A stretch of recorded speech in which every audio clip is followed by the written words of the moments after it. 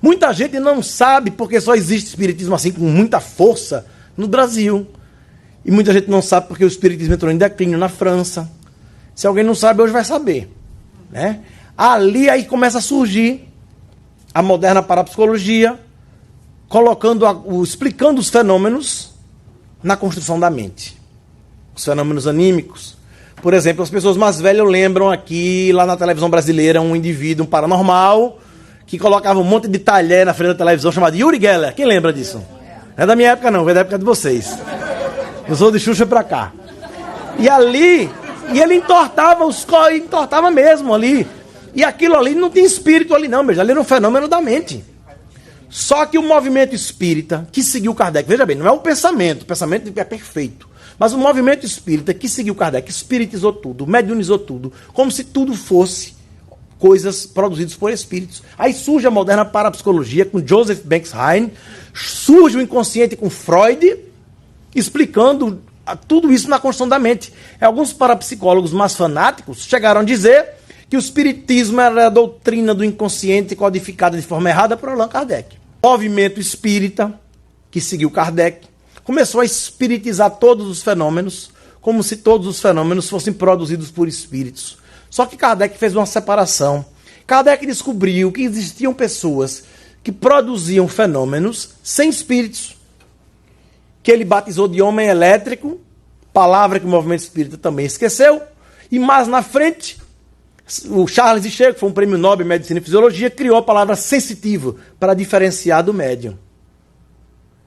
Existem os fenômenos mediúnicos, que são aqueles fenômenos que são produzidos com concurso de espíritos, com a presença de um espírito, e existem os fenômenos anímicos ou psíquicos, que são produzidos pela mente de um vivo sem a presença de um desencarnado e de um espírito.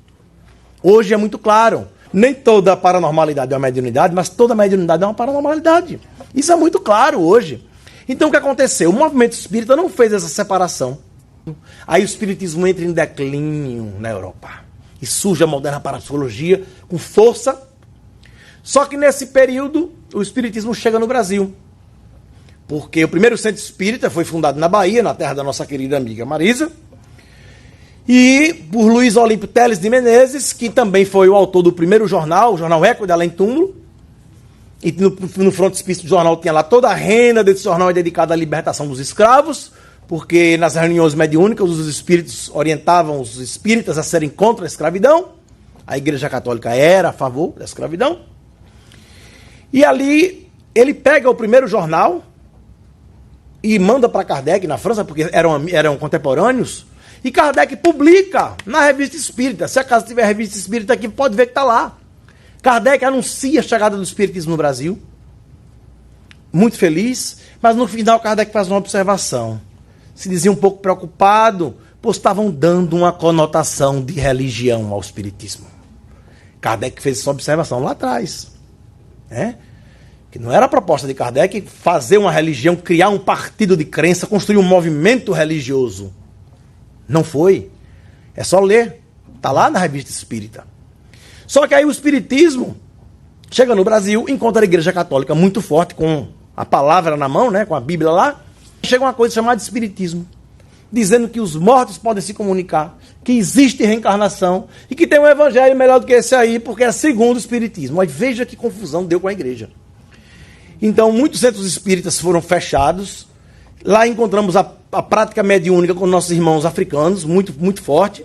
E tivemos, entre aspas, o privilégio de termos médios notáveis como Chico Xavier, Peixotinho, Memé e tantos outros. Por isso que o espiritismo aí chega no Brasil e encontra aquela terra fértil. Por isso que o espiritismo no Brasil, ele criou raízes e é o que é. O Brasil é o maior pátria espírita, a maior e única pátria espírita do mundo. Por conta desse contexto de situações que eu acabei de colocar. Para a gente resumir, ficar fácil para vocês decorarem, foi a mediunização de tudo, a espiritização de tudo pelo movimento espírita, a chegada do inconsciente com Freud, a moderna parapsicologia explicando os fenômenos mediúnicos na construção da mente, e o fato também de no Brasil o espiritismo ter recebido essa conotação de religião, que foi positivo, temos que reconhecer. Nós só temos o que temos hoje graças a eles, o pessoal da velha guarda, que deu essa conotação de religiosidade à doutrina. Isso foi algo positivo. Muito embora não tenha sido a intenção primeira de Kardec. Não tenha sido. Então, o que aconteceu? Então, Kardec não quis fundar uma religião. E ele é bem claro quando ele diz: o Espiritismo é uma doutrina filosófica, com fundamentação científica e consequências éticas morais. As consequências éticas morais são as consequências religiosas. É o porto de chegada. É para onde tudo vai. Vai um dia, não é a base. A base é a ciência. A base é a ciência. E o que a gente vê hoje é muita gente entendendo o Espiritismo de forma apenas religiosa, esquecendo os outros aspectos. Eu não entrei no Espiritismo pela dor, entrei pela curiosidade, pela pesquisa. Né? E, infelizmente, as pessoas que produzem a pesquisa, como vocês viram, dentro do movimento espírita, elas não são valorizadas, elas não são reconhecidas. O movimento espírita atual ele não produz pensadores, porque a casa, principalmente no Brasil, está repleta de dores. Falta o pensa antes das dores, faltam os pensadores. Então, não valorizam o trabalho da gente, o trabalho dos poucos pesquisadores que fazem pesquisa no Brasil não são reconhecidos, não são valorizados. Se o camarada tem um discurso, uma palestra de pastor, ele é muito mais reconhecido. São palestras realmente mais bonitas do que a minha, eu reconheço, mas ensina pouco.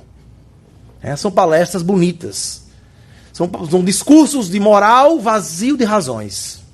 E a proposta do pensamento espírita não é uma proposta de religião. Porque nas religiões, elas nos obrigam a crer. E o que faz o Espiritismo ser diferente das religiões e das igrejas é que no Espiritismo nós estudamos, aprendemos, entendemos para depois acreditar. Nós colocamos o conhecimento na frente da crença. Não admitimos a fé cega. A nossa fé é uma fé raciocinada. Eu tenho feito muitas palestras fora do meio espírita, inclusive aqui nos Estados Unidos. Igrejas espiritualistas. E teve uma igreja que eu tive na Carolina do Norte. Eu falei 1 hora sobre Kardec. Quando eu terminei, o camarada disse: very interesting. Esse Kardec aí não tem autor brasileiro, não tem nada em inglês, não? Quer dizer, não é brasileiro, não. Ele é francês. O cara nunca ouviu falar. Nunca ouviu falar. Por que isso? Tem algo errado, né? Cara, a igreja, eles acreditam na comunicação, acreditam na obsessão, acreditam em quase tudo que a gente acredita e nunca ouviram falar em Kardec, nem Chico Xavier, né? E eu tenho feito essas palestras aí nessas várias igrejas espiritualistas. Falei em Denver também, no Colorado, em outros estados também. Mas, inclusive, teve uma ocasião até que eu conto, o pessoal morre de rir. Eu fiz a palestra lá, quando terminei, vi uma senhorazinha, bem nessa cidade interior dos Estados Unidos, ali na Carolina do Norte, uma cidade pequena. Aí veio uma senhora, olhou para mim e disse: "Are you from Brazil?" "Yeah, I'm from Brazil." "Have you seen many Indians around your house?" Olha, eu fiquei tão triste com aquilo, né? Aí eu disse: "Well," eu dei uma boa resposta a ela. "Well, the last I saw on TV, watched an American movie." Eu disse: "O último índio eu vi na televisão num filme de cowboy americano." Mas essa ainda foi pouco. Eu tive uma pior. O cidadão veio para mim e olhou e disse: Do you have cannibals in Brazil? Você tinha canibais no Brasil. Olha, eu fiquei com tanta raiva que eu dei uma resposta. Ele não tive pena. Ali eu não tive pena, não. Eu olhei para ele e disse: "The last I ate." O último eu comi. Eu disse. Aí ele ficou meio errado. Disse: "Hey, you speak a pretty good English." I said, "Yes, because I was an exchange student in North Carolina and I spent all day in West Palm Beach, Florida."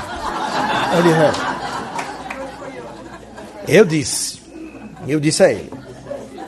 Mas são experiências que a gente vai adquirindo aqui nos Estados Unidos, né? E você vê que Kardec, ele foi muito grande no seu tempo. Você vê, ele falou uma coisa e o pessoal esqueceu. O pessoal não esqueceu essa palavra, homem elétrico, que é aquele camarada que produz o fenômeno. Né? Então eu mergulhei muito. Você vê, minhas palestras, eu tento sempre abordar os 3 aspectos. Abordar o aspecto filosófico, o aspecto religioso e o aspecto científico. Porque o que faz a gente ser diferente das religiões é nós podermos abordar o aspecto científico. Eu só consigo entrar em locais não espíritas, como as universidades, que eu tenho feito muitas palestras, universidades no Brasil, e aqui também, no Japão, na Universidade de Suzuka, no Japão, porque nós abordamos o aspecto científico. Se nós tirarmos o aspecto científico nas nossas abordagens, seremos mais uma religião. E o Espiritismo não veio para ser uma religião, e sim o futuro das religiões.